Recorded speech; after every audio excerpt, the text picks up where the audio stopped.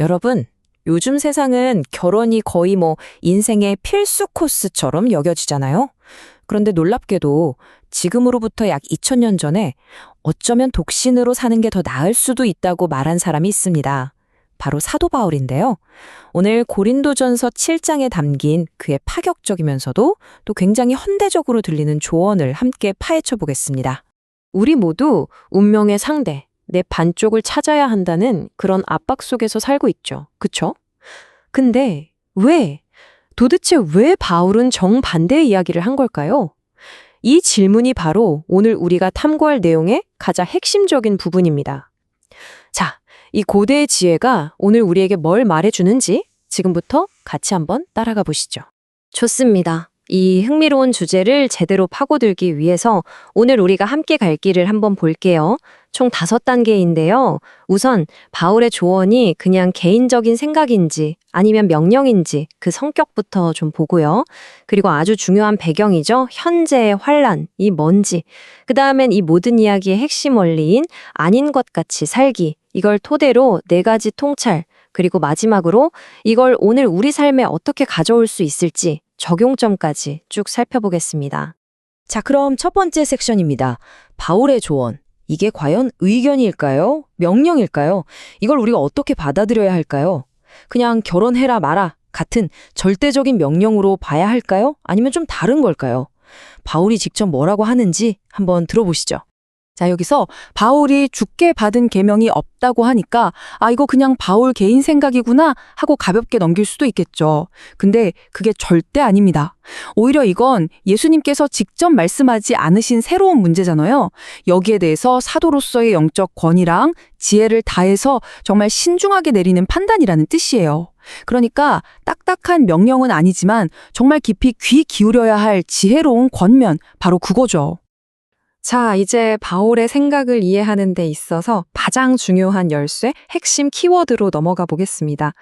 도대체 왜, 어떤 상황이었길래 바울이 차라리 독신이 나을 수 있다는 말까지 했을까요? 그 배경에는요, 바로 현재의 환란이라는 아주 결정적인 상황인식이 깔려 있었습니다. 여기서 환난이라고 번역된 헬라어 단어가 아난케라는 건데요. 이게 그냥 좀 힘드네 이 정도가 아니에요. 이 단어의 진짜 느낌은 피할 수 없는 어떤 압박감, 외부에서 나를 꽉 짓누르는 그런 제약 같은 거거든요. 그러니까 단순히 힘든 시기를 넘어서는 아주 강력한 뉘앙스를 담고 있는 거죠. 그럼 이 압박이라는 게 구체적으로 뭘까요? 학자들 사이에서도 의견이 좀 나뉘는데요. 크게 2가지로 볼 수 있어요. 첫 번째는 이거 고린도 교회에만 있었던 특수한 상황 아니냐, 그 동네에 기근이 들었다거나 박해가 심했다거나 하는 그런 지역적인 위기다, 이렇게 보는 거고요. 또 다른 해석은 아니다, 이건 훨씬 더 큰 이야기다. 바로 그리스도의 초림과 재림 사이, 우리가 흔히 말하는 마지막 때를 살아가는 모든 그리스도인이 느끼는 보편적인 긴장감, 바로 종말론적 압박으로 보는 거죠. 어느 쪽으로 해석하느냐에 따라서 바울의 조언이 우리한테 적용되는 범위가 확 달라지겠죠? 자, 이런 압박의 시기라는 큰 그림 안에서 바울이 아주 현실적인 조언을 던집니다. 그게 뭐냐면 지금 있는 그 상태 그대로 있어라는 거예요. 괜히 바꾸려고 애쓰지 말라는 거죠. 이게 결혼이 죄라서 절대 아니고요. 다만 이런 압박이 심한 시기에는 결혼하면 따라오는 책임들이 있잖아요. 가족을 부양해야 하고 신경 쓸 일이 많아지는 그런 육신의 고난, 그러니까 현실적인 어려움이 더 커지기 때문이라는 아주 실질적인 이유입니다. 자, 이제부터가 진짜입니다. 이 모든 논의의 심장부, 바울 신학의 정수라고 할 수 있는 부분으로 한번 들어가 볼게요. 여기서 바울은요, 정말 우리의 모든 상식을 그냥 확 뒤집어 버리는 엄청나게 급진적인 삶의 태도를 이야기합니다. 먼저 결혼 관계에 대해서 이렇게 말합니다. 안에 있는 자들은 없는 자 같이 하며, 이게 아내를 무시하라 이런 말이 절대 아니겠죠. 결혼조차도 우리 인생의 궁극적인 전부가 되어서는 안 된다는 정말 강력한 선언인 거죠. 그리고 이 원리는요, 우리의 가장 깊은 감정까지 파고듭니다. 우는 자들은 울지 않는 자 같이 하며 기쁜 자들은 기쁘지 않은 자 같이 하라. 세상의 슬픔에 완전히 무너지지들 말고 세상의 기쁨에 완전히 취하지도 말라는 거예요. 여기서 멈추지 않아요. 경제활동까지 갑니다. 매매하는 자들은 없는 자같이 하며 세상 물건을 쓰는 자들은 다 쓰지 못하는 자같이 하라. 물건을 사서 쓰기는 쓰되 거기에 내 마음을 다 빼앗기지 말라는 거죠. 소유에 얽매이지 말라는 겁니다. 자, 방금 본 이 아닌 것 같이 하는 삶의 방식, 이걸 신학적인 용어로 뭐라고 부르냐면요. 종말론적 상대화라고 해요. 말이 좀 어렵죠. 근데 정말 중요한 개념입니다. 쉽게 말해서 곧 다가올 하나님 나라라는 궁극적인 현실, 그 영원한 관점에서 보면 지금 우리가 중요하다고 생각하는 이 세상의 모든 것들 있잖아요.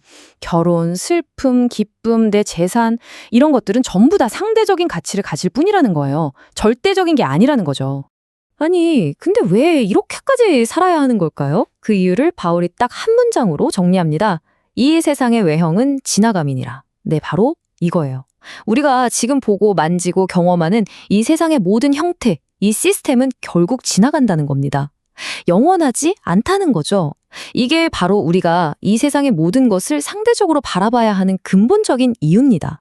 자, 그럼 지금까지 우리가 살펴본 내용들을 바탕으로 이 본문에 담긴 핵심적인 통찰 4가지로 한번 딱 정리해 보겠습니다. 자, 4가지 핵심 주제입니다. 첫째, 계속 강조했던 거죠. 종말론적 상대화. 이 세상의 좋은 것들마저도 궁극적인 건 아니라는 관점. 둘째, 동등한 정당성. 이게 중요해요. 결혼이 독신보다 우월하거나 독신이 결혼보다 더 거룩하거나 한 게 아니라는 겁니다. 둘 다 하나님 앞에서 똑같이 귀한 부르심이라는 거죠. 셋째, 목회적 현실주의. 바울은 결혼이 그냥 마냥 좋은 거라고만 말하지 않아요. 결혼에 따르는 현실적인 어려움과 부담을 아주 솔직하게 인정하죠. 그리고 마지막으로 넷째, 뒤집착의 영성. 세상의 것들을 누리고 사용하되 거기에 내 영혼이 팔려버리지는 않는 그런 자료를 말하는 겁니다. 자, 그럼 이제 가장 중요한 질문이 남았죠.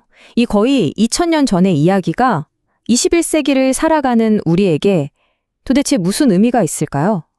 마지막으로 이 원리들을 오늘 우리 삶으로 한번 쭉 끌어와 보겠습니다.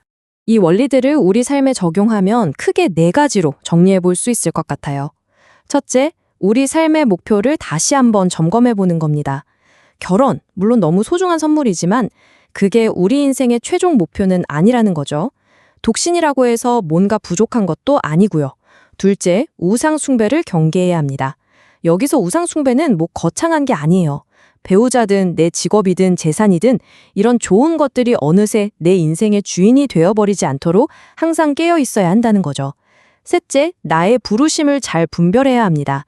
관계를 결정할 때도 하나님이 나를 통해 뭘 하기 원하실까? 이걸 함께 고민해 보는 거예요. 그리고 마지막으로 진짜 안전한 곳을 찾는 겁니다.